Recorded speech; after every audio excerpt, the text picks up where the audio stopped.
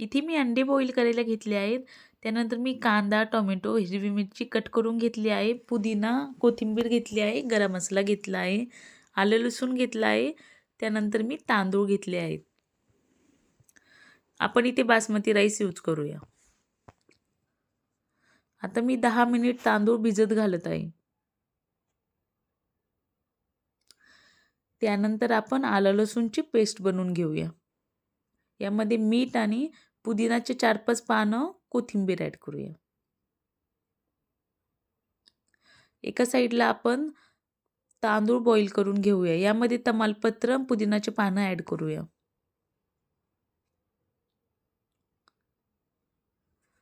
एका कढईमध्ये तेल टाकून आपण अंडे फ्राय करून घेऊया. यामध्ये मीठ आणि मिरची पावडर ॲड करूया आणि नॉर्मल हळदी. बघा तर आपले अंडे रेडी आहेत. आता आपण कांदा आणि हिरवी मिरची परतून घेऊया.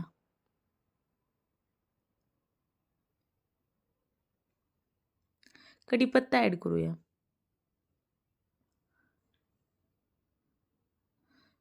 गरम मसाला ॲड करूया. आता आपण पुदिना आणि कोथिंबीर टाकूया.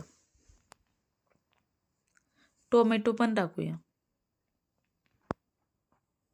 तेल सुटेपर्यंत परतून घेऊया. आलं लसूणची पेस्ट ॲड करूया.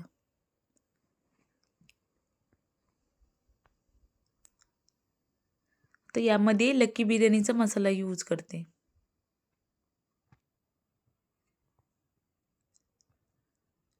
दोन चम्मच दही ॲड करूया. लो फ्लेमवरती याला परतून घेऊया. बघा तर आपले तांदूळ छान प्रकारे बॉईल झाले आहेत. आता ते काढून घेऊया.